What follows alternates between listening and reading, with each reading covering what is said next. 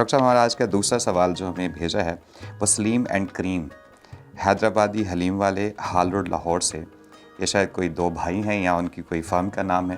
وہ ہمیں لکھتے ہیں کہ السلام علیکم محترم، رمضان سے قبل ہی میں نے ہال روڈ لاہور میں کھانے پینے کے لیے ایک چھوٹے سے ریسٹورنٹ کا افتتاح کیا ہے.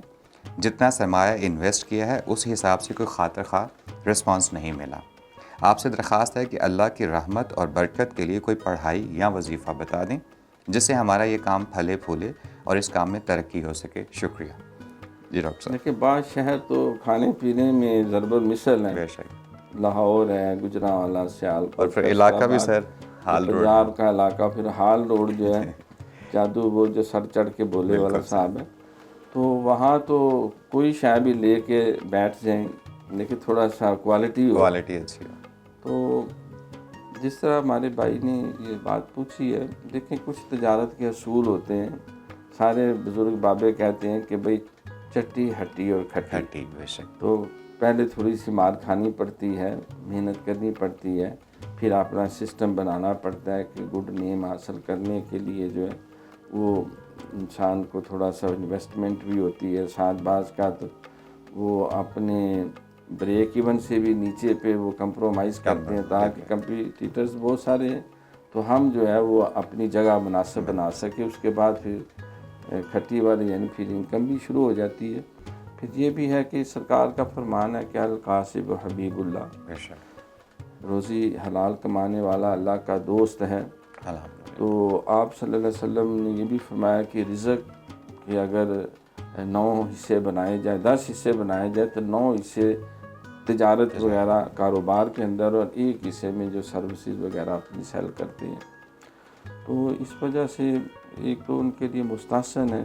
Self employment is the best employment. یہ بھی ہے کہ انسان جتنی محنت کرتا، ہم نے دیکھا وہ دال چاول کی ریڈی ہمارے گجرانوالہ میں کو بشیر دال چاول لگاتا تھا، تو وہ ایک دیچکا لے کے بیٹھا، پھر ہفتے بعد 2 دیس کی ہو گئی، پھر دیگیں آ گئیں.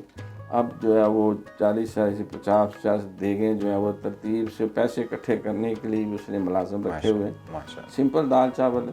تو بس اس نے ایک تو کوالٹی کو مینٹین کیا، دوسرا کہ ٹیسٹ جو ہے وہ ڈیولپ کیا کہ ماحول میں دیکھے لوگ کس طرح کے ٹیسٹ کو ایوریج ہر بندہ پسند کرتا ہے.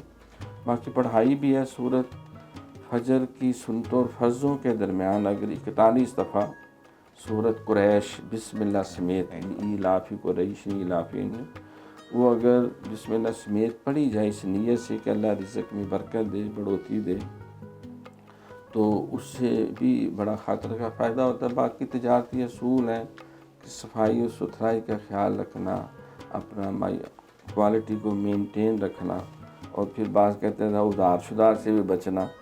اکثر لکھا ہوتا ہے ادھار محبت کی کینچی ہے. تو بعض اوقات انسان اپنے وہ ایسی پالیسی اختیار کر بیٹھتا ہے کہ جس میں وہ اپنے ہی نظام میں پھنس جاتا ہے. تو باوضو رہنا، سورت یاسین اگر پڑھ کے انسان جائے تو قدرتی محبت اور اخلاص کا ایک ماحول پیدا ہو جاتا ہے. ویسے بھی اپنی زبان کو ذکر الہی سے تار رکھے، دروشی پڑھ لیتا ہے بندہ، کوئی اور پاکیزہ کلمہ، تو باقی زبان شیریں ملک گیریں. ماشاء اللہ، بہت شکریہ. جی سلیم اینڈ کریم صاحب، جیسے کہ ڈاکٹر صاحب نے بتایا کہ آپ ورد تو کریں یا وظیفہ بھی کریں، جو ڈاکٹر صاحب نے وہ بتایا کہ آپ فجر کی سنتوں کے ساتھ سورہ قریش کو پڑھا کریں، لیکن اس کے ساتھ ساتھ آپ اپنے معیار کو، اپنے سٹینڈرڈ کو بہتر کریں، کیونکہ جہاں آپ بیٹھے ہیں وہاں کھانے کا بہت زیادہ کمپٹیشن ہے.